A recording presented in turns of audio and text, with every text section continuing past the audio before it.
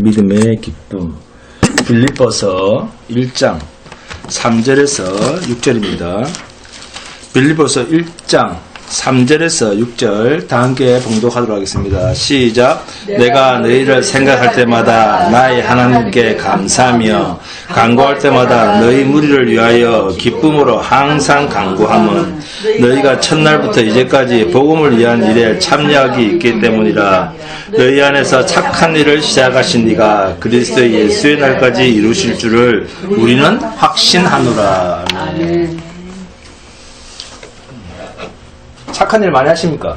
네, 너희 안에서 착한 일을 시작하시니 우리 구주 예수 그리스도입니다.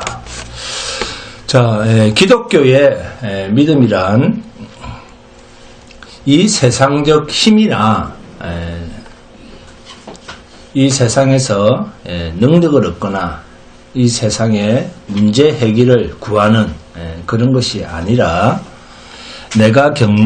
우리가 겪는 모든 삶의 어려움이나 문제들이 날마다 넘침에도 불구하고 지금의 내가 처한 현실이 힘들고 불만스럽고 무섭고 두렵고 고통스러울지라도 그 속에서도 마침내 하나님의 은혜와 영광을 이루어내시고야 마시는 하나님의 사랑 안에 내가 거함으로써 기뻐하고 감사할 수 있는 것이 기독교 신앙입니다. 아멘.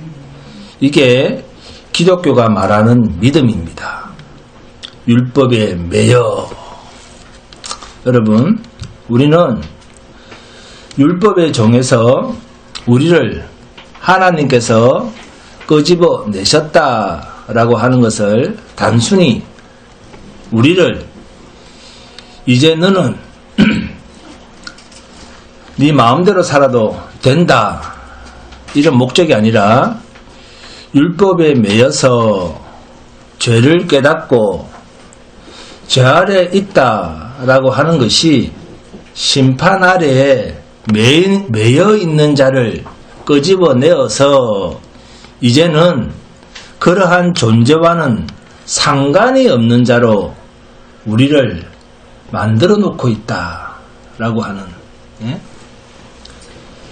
이 점이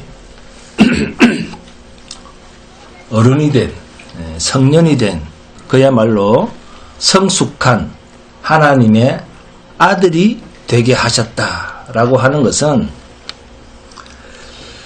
아들의 삶에서 그러니까 하나님의 자녀의 삶에서 하나님이 요구하시는 율법의 거룩한 의, 율법의 거룩함과 율법의 온전함을 반드시 이 아들에게서 이루어내시겠다라고 하는 하나님의 완전하신 열심의 선포입니다. 이것이 율법의 매여라고 하는 말입니다. 이것을 갈라디아서에서는 율법의 소욕이다, 율법의 열매라라고 부릅니다. 성령의 소욕이란 하나님의 궁극적인 성취의 목적이라고 하는 것입니다.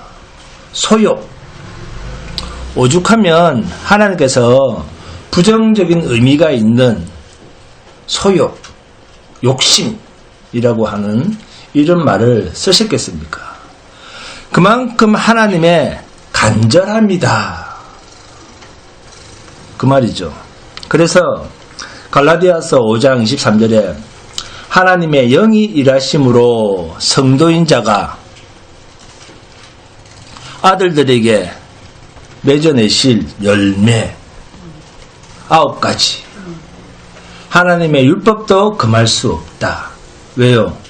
하나님의 온전하신 율법이 하나님의 온전한 거룩함, 하나님의 온전한 의가 궁극적으로 만들어 내셔야 하는 그 열매가 바로 성령의 9가지 열매이기 때문입니다. 그래서 이 같은 것을 금지할 법이 없느니라 라는 이 말은 율법이라는 이렇게 맺어진 열매에 대해서는 노라고 말할 수 없다는 겁니다. 이것은 곧 하나님의 일하심이 궁극적으로는 어떤 열매를 맺을 것인가 라고 하는 것에 대한 강조법입니다. 이러한 열매를 어떻게 너희 인간들이 만들어내겠다 라고 열심을 내느냐 하는 것입니다. 하나님만 해낼 수 있다. 이것을 다른 말로 표현하면 성령의 일하심으로입니다. 하나님의 거룩, 하나님의 온전하심, 하나님의 의, 이것을 너희 속에서 내가 완성시킬 것이다. 이 말이 22절의 말씀과 23절의 말씀을 하나로 합친 말입니다. 하나님이 요구하시는 거룩함과 온전함과 의로우심을 성취하실 수 있다. 이루어내실 수 있느니라. 이것이 율법의 대강령, 하나님을 사랑하고 이웃을 내 몸과 같이 사랑하라는 바로 그 일. 율법이 요구하는 대강령, 위로는 하나님을 사랑하고 이웃을 내 몸과 같이 사랑하는 그 일은 하나님만이 이루어내실 수 있는 열매다. 그 말이죠. 그러니까 오직 너희는 서로 사랑으로 종로로 달지니 라는 이 말은 누가 할 일이라는 겁니까? 하나님만이 하실 수 있는 일이다. 어떻게? 성도 안에 계신 성령이 여러분을 주장하셔서 그런 말입니다. 아멘. 성령이 성도인 옛사람, 육체를 가진 자와 그러니까 육체를 가진 저와 여러분들을 피로 사신 교회로 만들어 가시는 그 과정이 내 육체와 함께 정과 욕심까지 못 박아 죽이시는 일이시다. 누가? 성령께서. 이것이 또 하나의 성령의 일하심의 덕목입니다. 내 스스로가 나를 죽이는 게 아닙니다. 갈라디아서 5장 24절이 바로 이 이야기입니다. 갈라디아서 5장 24절을 봅니다.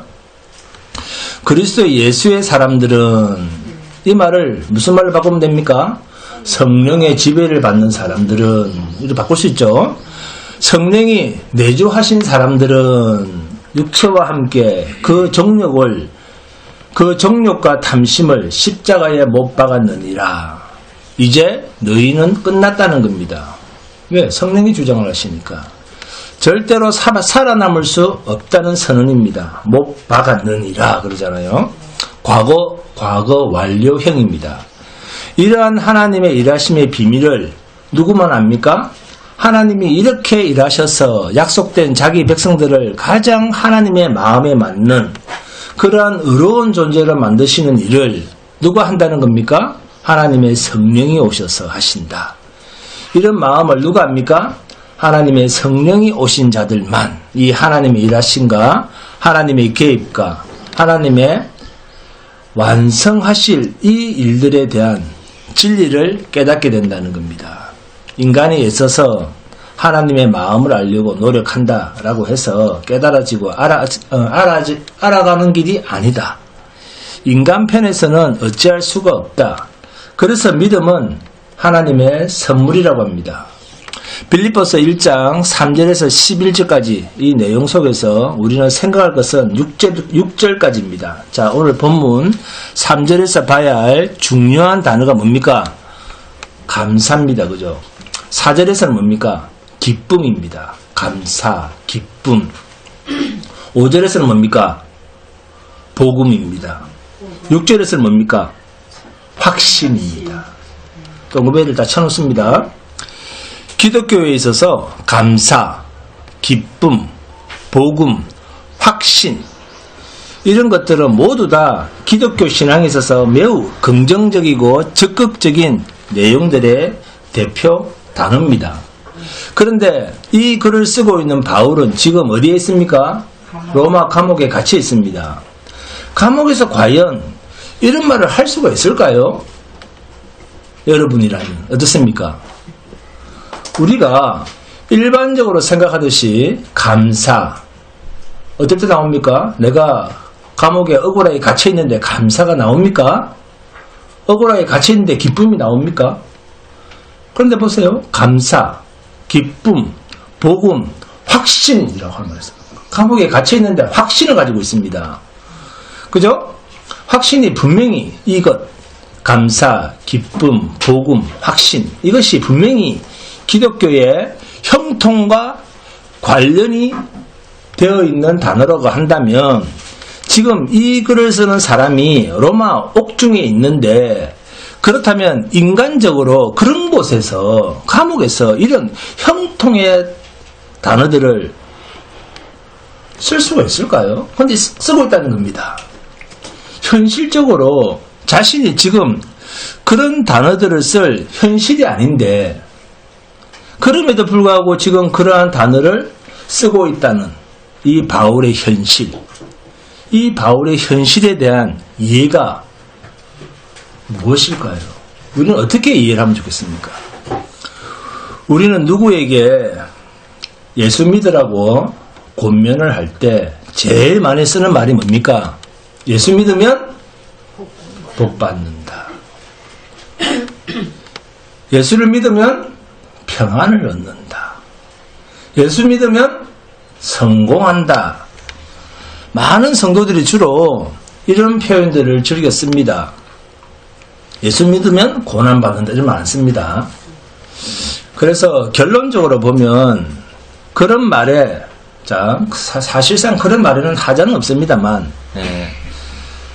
그러나 말하는 그 표현들은 당장 현실적으로는 일치하지가 않는 말을 쓰고 있는 거예요. 그죠? 그렇죠? 현실적으로 맞지 않잖아요. 예수 믿으면 성공한다. 현실적으로 맞지 않잖아요. 네? 예수를 믿는 자들이 가지는 세상에 대한 이해, 이 이해와 예수가 없는 자들, 예수를 가지지 못한 사람들이 가지는 세상에 대한 이해는 서로 완전하게 반대입니다. 다릅니다. 자, 뭐가 다를까요? 예수를 가지지 못한 세상 사람들이 성도를 볼 때면 자신들이 생각하고 사고하고 있는 감사에 대한 뜻, 그러니까 세상 사람들이 생각하고 있는 감사의 뜻, 세상 사람들이 생각하는 그 기쁨의 뜻, 복음, 그리고 세상 사람들이 생각하고 있는 확신, 할 때 그 확신의 뜻, 그런 의미와는, 기독교와는 그 의미가 완전히 다른, 그러한 단어들로는 도저히 이해할 수가 없는 그런 생활을 하는 사람들이 누굽니까? 성도라 하는 거예요. 그러니까 세상 사람들과 똑같은 사고방식으로 생각을 하면 안 된다는 겁니다. 즉, 우리의 신앙생활은 세상 사람들이 기대하는 단어들의 뜻과는 전혀 다른 의미를 품고 살아가고 있는 존재들이다라는 뜻입니다. 이것이 빌립보서 이야기입니다. 빌립보서의 특징은 기쁨의 서신이라는 것을 서두의 첫 인상에서 우리가 느낄 수가 있습니다. 왜냐하면 이 짧은 4장의 서신 속에 기뻐하라, 기뻐하라, 안건영 일사님 기뻐하라, 이 기뻐하라는 내용이 반복해서 자주 나옵니다. 가장 대표적으로는 3장 1절에 끝으로 나의 형제들아 주 안에서 기뻐하라. 더 아주 대표적인 요절이 4장 4절입니다. 주 안에서 항상 기뻐하라. 자, 항상 기뻐하고 계신 분, 내가 슬픈 일이 있어도 항상 기뻐하고 고난이 있어도 항상 기뻐하고 계신 분이 계십니까? 내가 다시 말하노니 기뻐하라. 우리가 일반 수사적 표현에서 기뻐하라 라고 하는 말은 어떤 기쁜 소식을 전할 때 함께 기뻐하자 라고 하는 의미에서 기뻐하라 라는 말을 우리는 사용합니다. 그렇다면 바울이 기뻐하라 라는 말은 지금 바울이 어떤 고난과 어떤 위기와 어떤 절망에서 또는 어떤 기적적인 복이나 해결을 보았을 때 기뻐하라 라고 말하고 있다는 것을 우리는 느낄 수가 있습니다. 그런데 지금 바울의 상황은 어떤 상황입니까? 법정 판결을 기다리고 있는 자입니다. 그리고 그 판결이 죽음이 될지 사형 이렇게 될지 아니면 석방이 될지 모르는 그런 상황 속에서 지금 수감 생활을 하고 있는 중입니다. 바울이 사회, 치안법에 걸릴 그런 일은 한 것이 없지만 또는 국가에 대하여 반역죄 같은 그런 벌을 받을 잘못은 없었지만 그러나 바울이 전하는 이 복음을 전하는 그 일들은 많은 사람들에게 적지 않은 사회 분란, 그죠? 분란을 야기한 것은 사실이었습니다.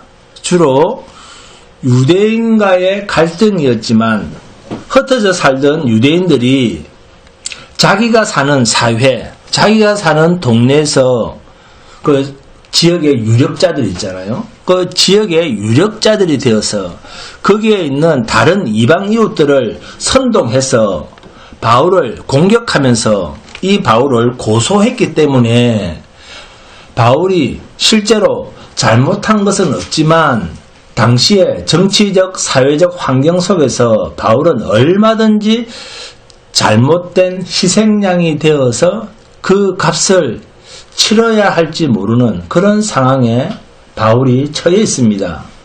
그러한 자신이 어떻게 될지 모르는 그 불분명한 상태에서 지금 바울이 뭐하라? 기뻐하라 라고 이야기를 하고 있다는 겁니다. 아이러니하죠. 자, 그렇다면 지금 이 일에 대하여 빌립보서 전체를 보면 이 기뻐하라가 사도 바울이 빌립보 교회에게 권면할 수 있는 진짜 이유는 사실 바울의 지금의 현실 속에서는 찾아볼 수가 없다는 겁니다. 뭘? 기뻐할 내용들을. 그럼에도 불구하고 바울이 빌립보 교회의 교인들에게 기뻐하라라고 이야기를 하고 있다.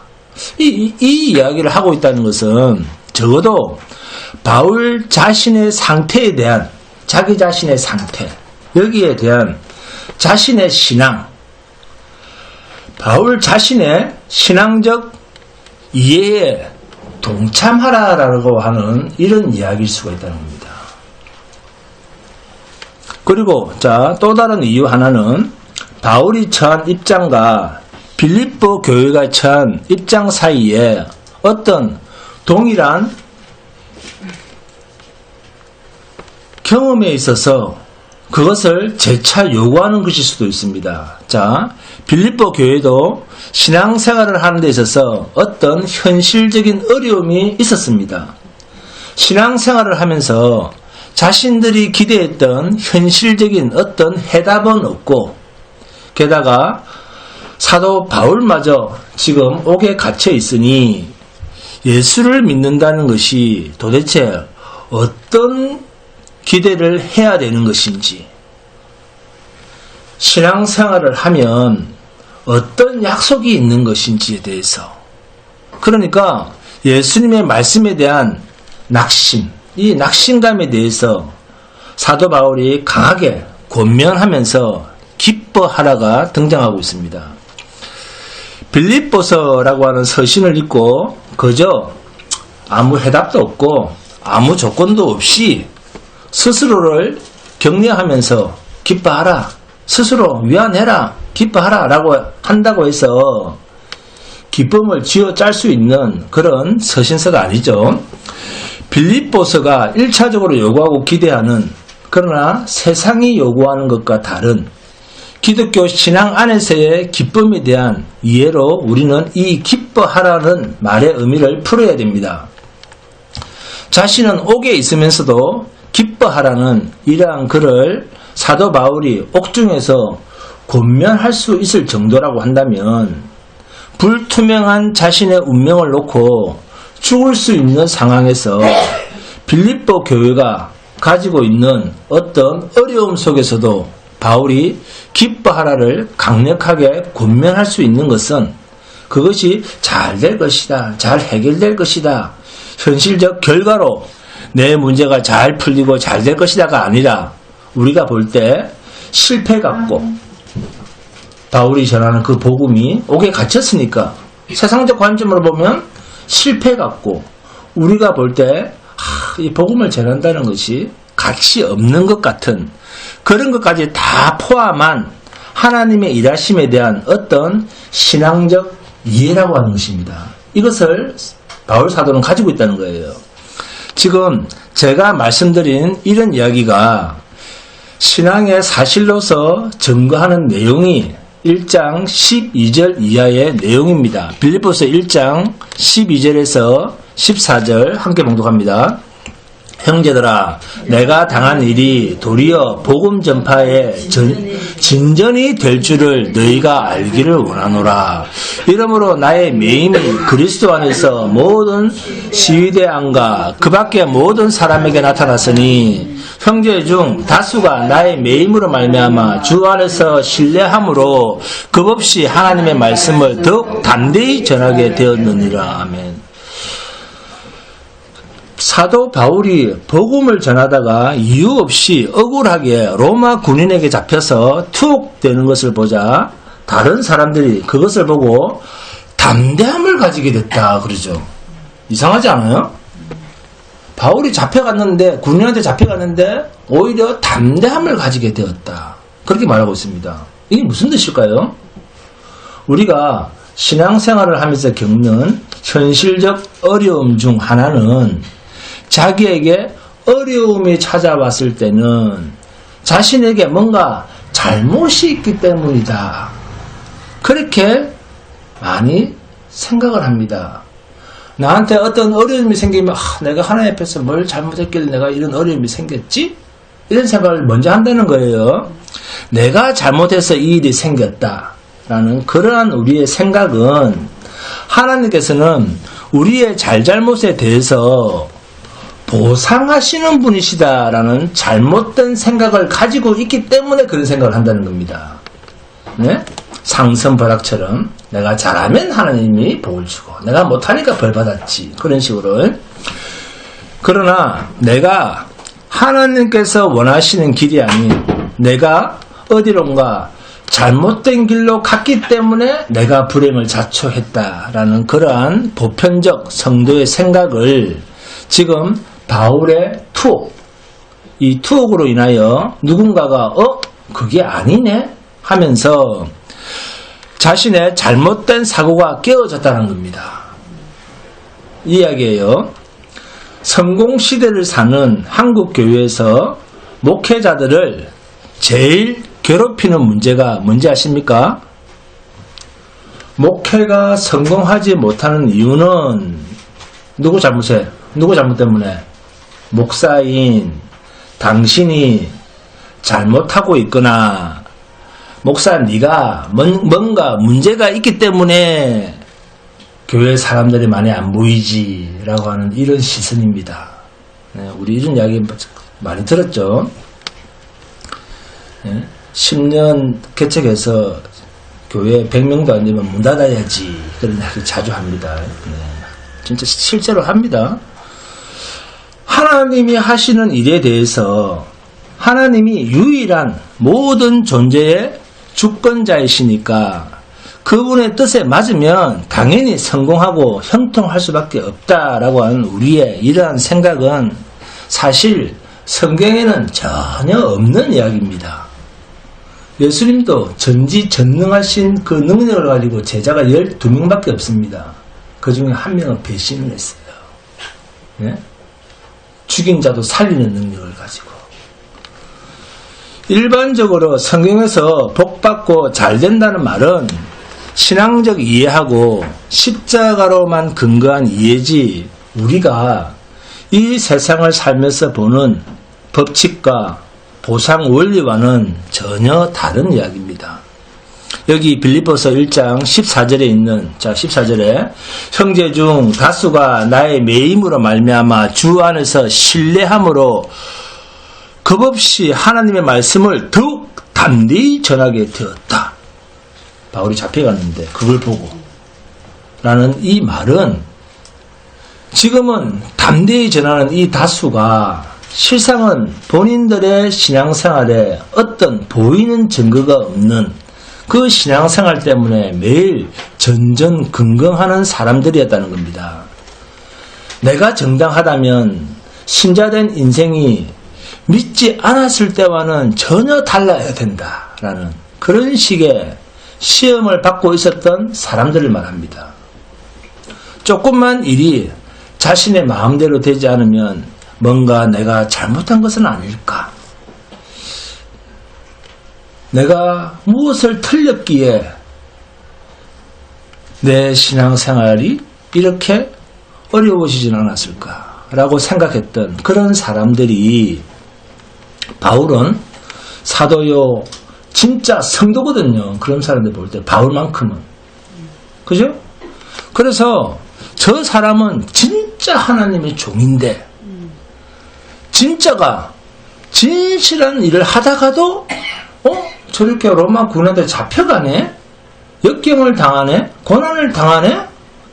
하나님의 종이라고 저 사람은 진짜 하나님의 종인데 역경에 처하고 고난을 받고 억울할 수 있구나 하는 것을 그리고 그 사실로 인해서 그동안은 눈에 보이는 보상으로만 확인하고 싶었던 그리고 확인하던 자기들의 신앙의 어떤 한계를 바울을 보면서 넘어섰다 그 말입니다. 넘어설 수가 있는 계기가 되었다 그 말입니다. 이것이 어디에 초점을 모으기 위해서 빌립보 교회에 등장을 했는가 하면 빌립보 교회 안에 율법주의 문제 때문이었습니다. 자, 율법주의란 잘한 것은 분명히 보상을 받는다라고 믿는 법칙입니다. 율법은 법칙입니다. 그죠? 해! 하지 마! 하면 어떻게 돼? 안 하면 어떻게 돼? 이런 식이니까. 그죠? 그래서 율법은 항상 그들에게 항상 옳은 것이었습니다. 그리고 율법은 세상 어디에서나 통합니다. 그죠? 하라, 하지 마라. 이거는 세상 어디 가나 통하는 말입니다. 왜?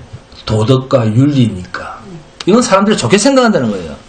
누가 옳고, 누가 잘못됐고, 누가 그러다 라는 문제에 있어서 율법주의는 흑백이 분명합니다.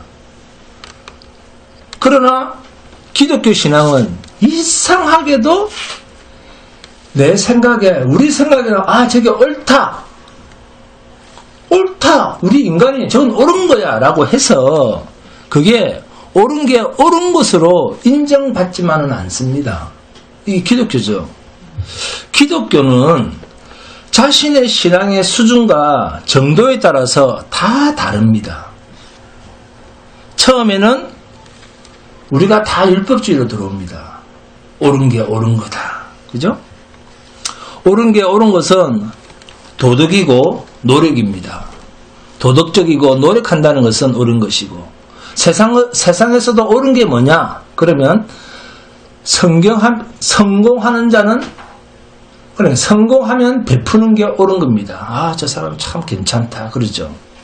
그리고 잘났지만 잘난 사람은 그 잘남의 보상을 독점하지 않는 것이 옳은 겁니다. 그렇죠. 그러나 세상이 잘난 사람이 잘난 것으로 독점하지 않고 나눈다고 해서 다른 사람을 옳게 만드는 그런 실력이나 능력은 세상에 없습니다. 주윤발이가 몇 천억을 세상에 갖다 줬다고 해서 기부를 했다고 해서 세상 사람이 주윤발처럼 그렇게 확 바뀌는 능력은 없습니다. 그러나 우리가 옳기 때문에 틀린 자를 위하여 기꺼이 죽을 수 있는 자로 우리는 부름을 받은 자입니다.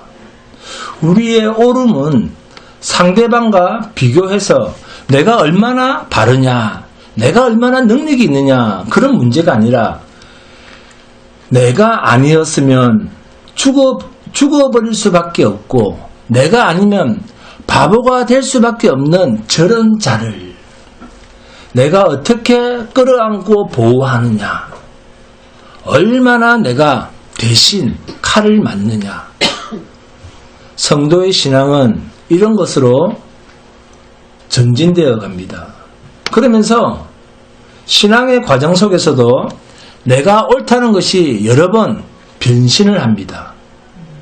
큰 소리를 치고 분명했던 그 옳음으로부터 이제는 무엇이 성경에 맞는가? 우리는 생각이 이렇게 바뀌는 거예요. 처음에는 내 기준이었습니다. 내 도덕관과 윤리관으로 세상의 모든 것을 판단했고 나의 상식으로 판단했습니다. 그런데 서서히 그것이 신앙생활을 거치면서 무너져 갑니다. 무엇을 기준으로? 성경을 기준으로, 하나님을 기준으로. 우리는 이렇게 무너져 갑니다. 그죠? 그래서 고민하는 오름으로 우리의 생각이 옮겨갑니다. 욥이 그러한 길을 걸은 사람이죠. 친구들이 와서 대적할 때 네가 잘못한 것이 있다면 네가 욥이 이렇게 얘기를 합니다. 우리 친구들한테 내가 하나님 앞에 잘못한 것이 있다면 내가 달게 벌을 받겠다. 내가 받겠다. 너희들이 지적하는 그 문제에서 그러나 나는 하나님 앞에 하나도 잘못한 것이 없다. 친구들이 뭐라고 짓거립니까?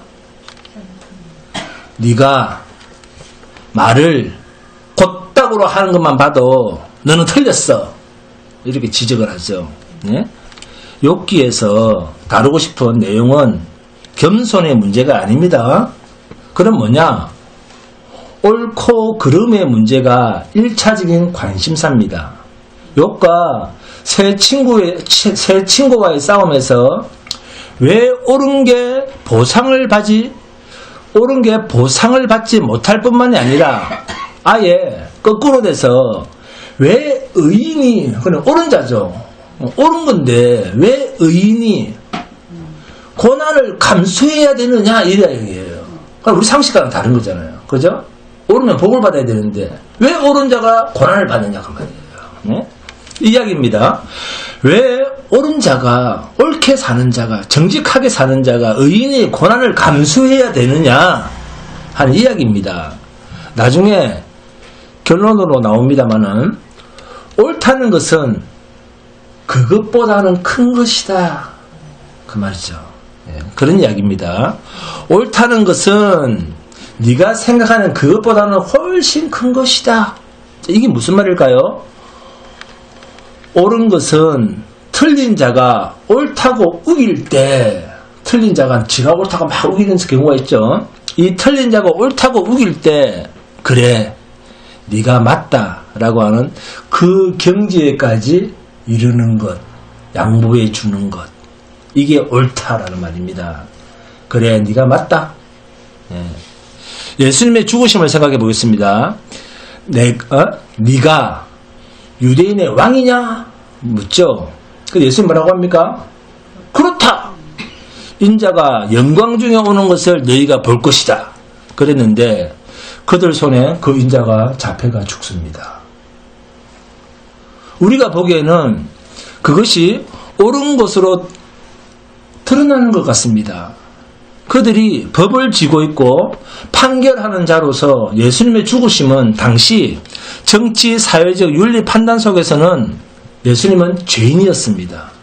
그래서 십자가에서 죽임을 당합니다. 뭐로? 죄인으로서 처형이 됩니다. 자, 기독교 신앙은 이것을 감수하는 거예요. 억울함을 감수하는 것. 그러니까 얼마나 큰 겁니까? 이 기독교 신앙의 넓이와 깊이가. 지금 이 문제가 빌립보 교회 안에 일어나고 있다는 겁니다. 빌립보 교회의 여러 어려움 중에 지금 최고의 어려움이 뭐냐 하면 지금 빌립보서의 주요한 관심사가 뭡니까? 그것은 그들이 당하고 있는 신앙의 혼란입니다. 과연 무엇이 옳은 것인가? 무엇이 진정한 신앙인가? 하는 이 문제가 아주 빌립보 교회가 혼란스러워했습니다. 네? 왜? 율법대로 잘 살았거든. 그리고 그렇게 하나님의 부르심을 받은 사도 바울이 잡혀갔거든요. 그러니까 막 혼란스러워하는 거예요. 그 신앙에 대해서. 왜죠?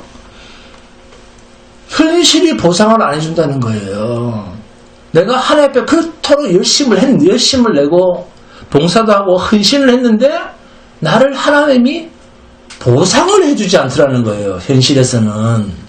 지금 이야기 때문에 혼란스러워한다는 거예요. 지금 빌립보 교인들이.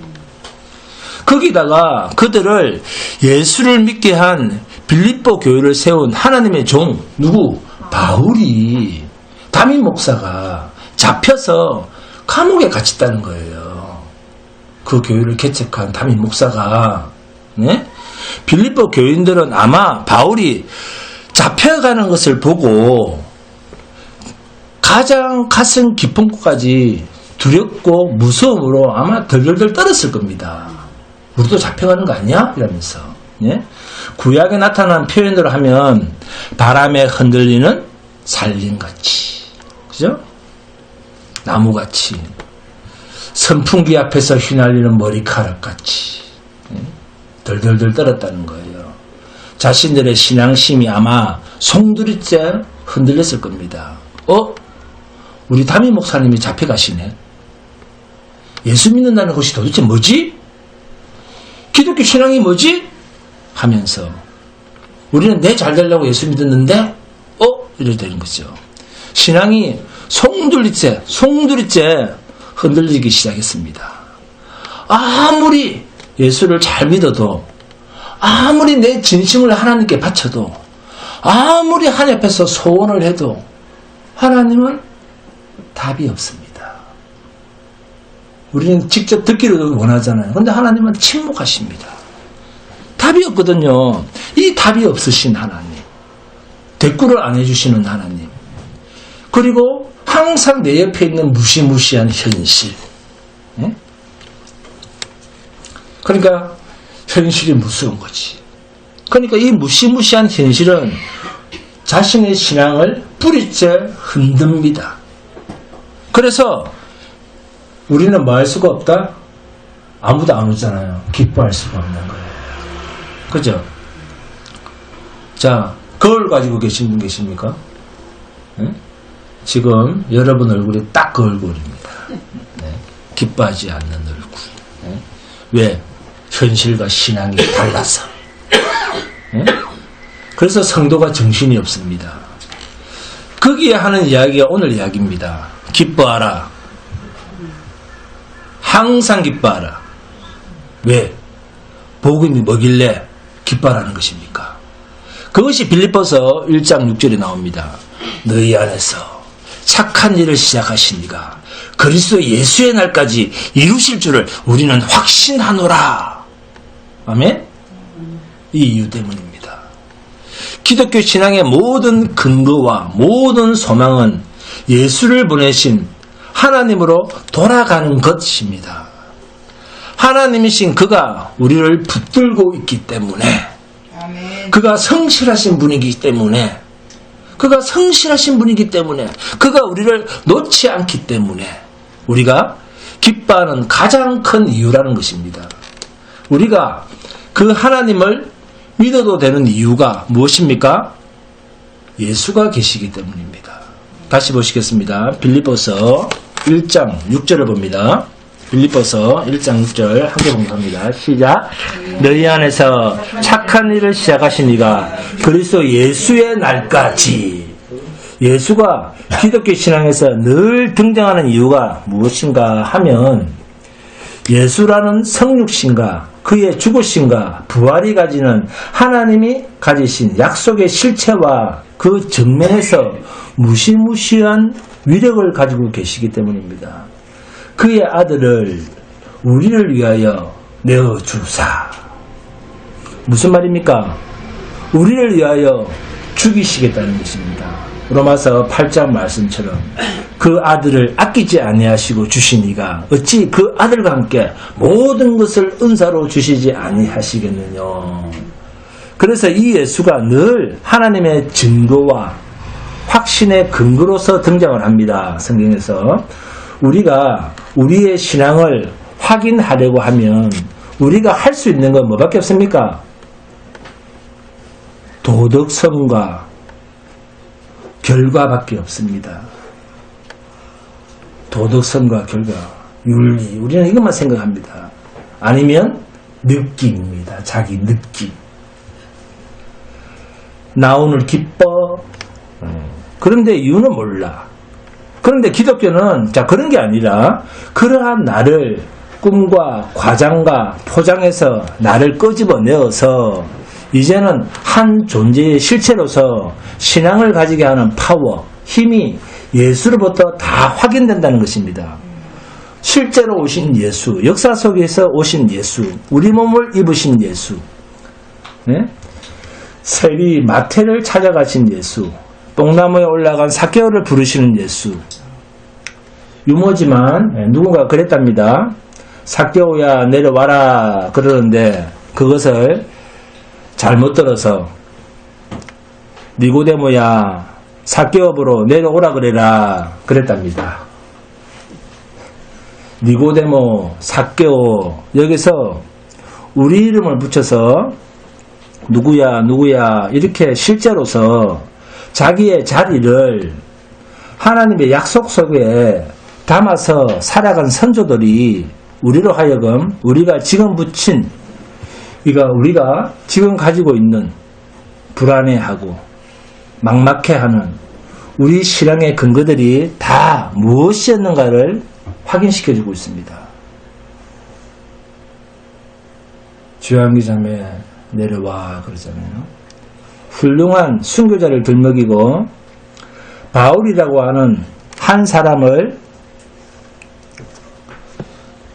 또 높이고 그런 일이 성경이 아니라 빌립보 교인들도 지금의 우리와 똑같이 지금의 2000년이 지났지만 우리와 똑같이 불안해하고 그리고 두려웠고 미심쩍었고 예수 믿는 사람 중에 예수를 믿고 나서 의심 한번 안 해본 사람 거의 없을 거예요. 그리고 의심했을 그 수많은 나날들을 무엇으로 견뎠다는 것인가 라고 했을 때 그들도 그들의 영혼의 닻을 예수 그리스도에게만 내렸기 때문에 신앙의 수많은 나날을 견딜 수 있었다는 것입니다.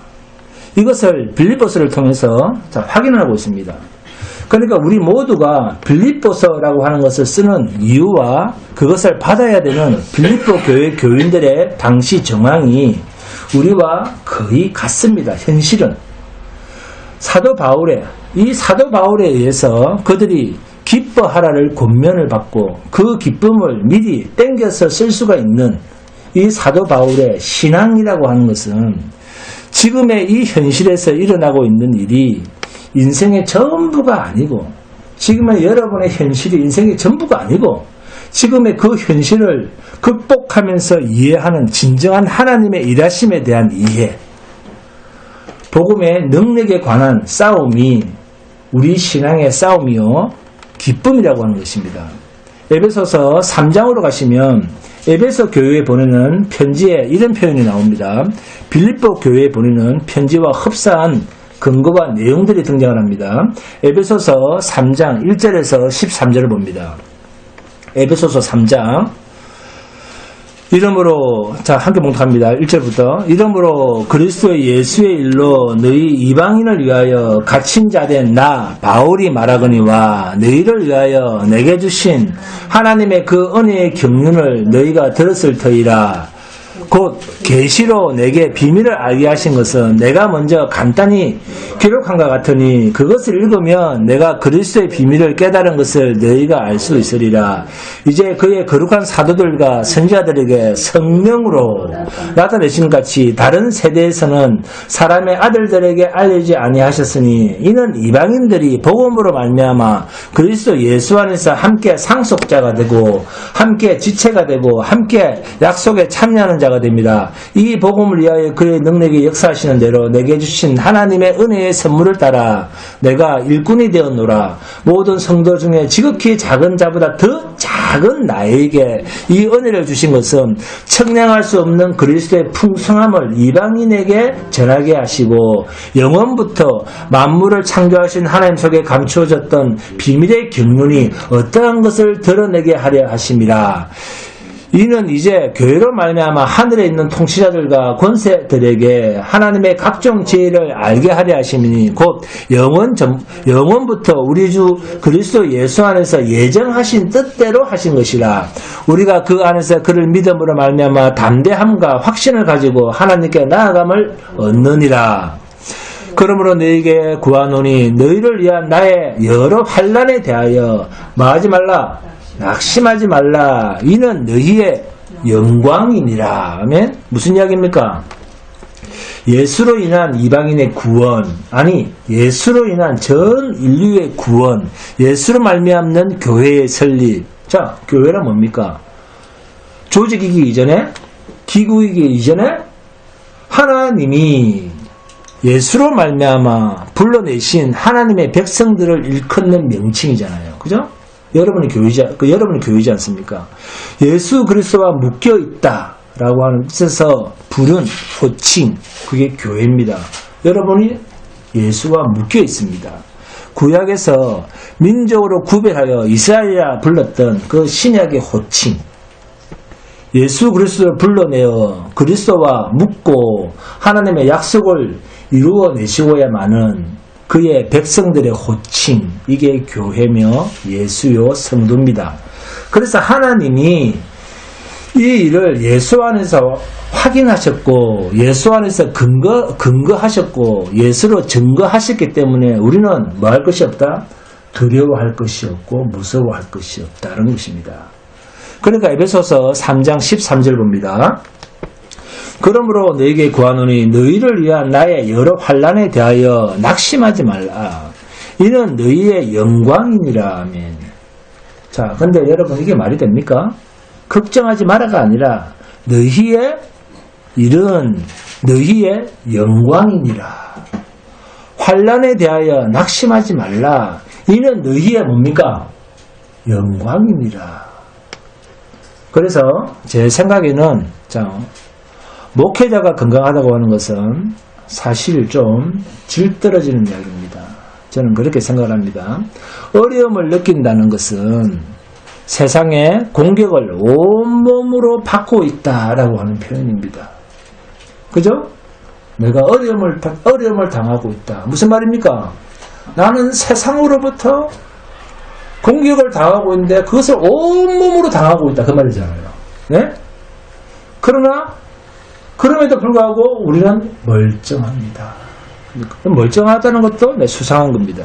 네? 사람은 어려움을 당할수록 신앙심이 더 깊어집니다. 아마 여러분에게 어려움이 없었더라면 이 자리까지 예배당에 오지도 않았을 겁니다. 네? 하나님이 여러분을 놓아주지 않기 때문에 우리는 자신의 기대와는 다른 신앙을 가질 수밖에 없습니다. 욥이 그랬습니다. 욥은 있는 대로 하나님을 원망하면서, 그러나 하나님 밖에서는 인생과 신앙의 해답을 찾을 수가 없었습니다. 그래서 결국 하나님께로 다시 돌아올 수밖에 없었습니다. 욥은 한 바퀴 돌아서 다시 와서 하나님, 불만이지만 하나님이 답을 주실 때까지는 제가 답이 없습니다. 우리도 그렇습니다. 욥이나 우리나 형편이 어려운 바람에 욥의 세 친구는 처음보다 나아지거나 유익을 얻은 것이 없고, 욥은 세 친구의 비난과 오해로 인해서 신앙이 처음보다는 3배나 늘고, 나중에 엘리후 때문에 더블로 늘고, 또 하나님을 만나서 더블로는 자신의 신앙이, 그 더블이 되었던 자신의 신앙이 따더블로 늘었습니다. 그래, 따더블로 늘어서 훌륭한 신앙인의 경지까지 인도함을 받았습니다. 그래서 우리는 하나님의 일하심에 대해서 원망할 것도 없고 불만할 것도 없습니다.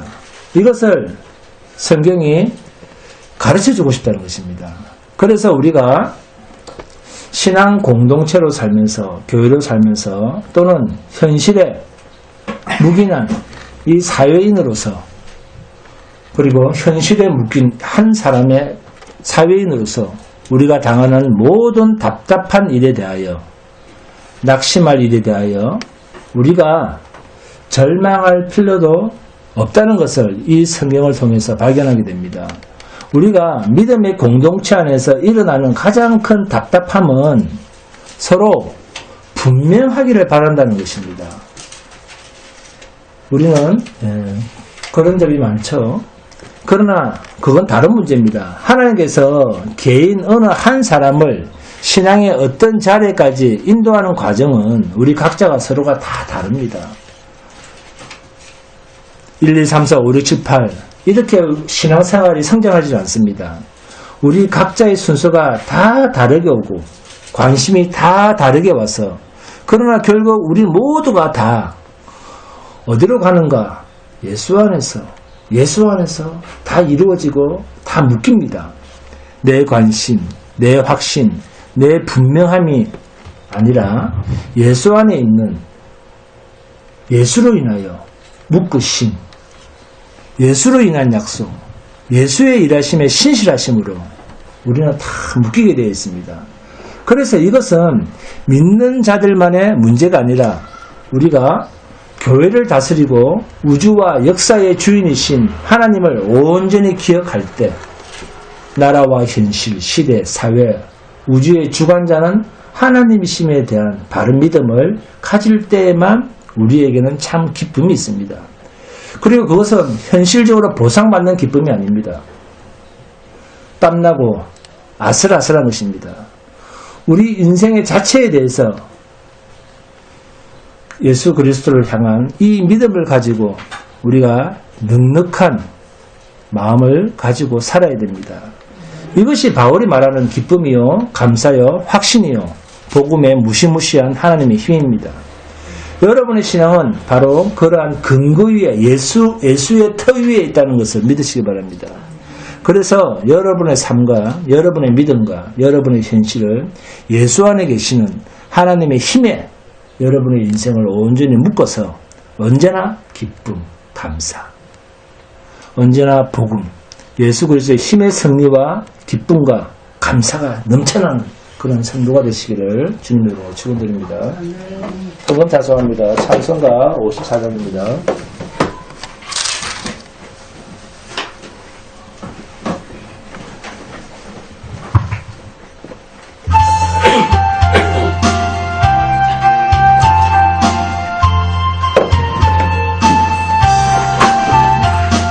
주여 복을 구하오니 편히 가게 하시고 사람마다 주내로 이기도록 하시고 광야 같은 세상에서 항상 인도하소서. 주의 복된 말씀 무한 감사합니다. 구원받은 주의 성도 열매 맺게 하시며 하나님이 우리 함께 항상 계시옵소서. 아멘. 오늘 기도하겠습니다. 너희 안에서 착한 일을 시작하시니가 그리스도의 예수의 날까지 이루실 줄을 우리는 확신하노라. 아멘. 하나님 아버지 은혜를 감사합니다. 하나님을 아버지라 부르며 우리를 위하여 그 아들을 내어주신 하나님의 사랑을 받았는데 더 이상 무엇을 빌 것이 있겠습니까? 빌 필요가 있겠습니까? 그저 감사할 뿐입니다. 우리의 연약한 것을 고백합니다. 우리의 믿음 없는 것을 고백합니다. 우리를 붙들어 주시옵소서. 예수 안에 있는 사랑과 또 예수를 보내사 우리를 붙드신 하나님의 능력을 깨닫게 하시사 우리의 현실과 우리의 인생과 우리의 믿음의 과정을 순종과 확신으로 돌파하게 하여 주시옵소서. 서로 붙들고 격려하면서 세상을 향하여 기도하는 자리에 있을지언정 세상에 무릎 꿇는 일은 없도록 우리를 붙들어 주시옵소서. 존귀하신 아버지 하나님, 제자들이 하나님 앞에 나올 때 빈손으로 나오지 아니하고 말씀을 따라 정성을 예물을 드리는 감사드립니다. 여기에 힘과 정성과 뜻을 모아서 가신 이 예물을 연락하여 주시옵소서. 그리고 이 예물을 통하여 하나님의 거룩한 사업이 쓰고도 남아 있는 오비행사가 나타나게 하여 주시옵소서. 존귀하신 우리 구주 예수 그리스도 이름으로 기도드립니다. 아멘. 모두 일어나 주시기 바랍니다. 찬송가 290장입니다.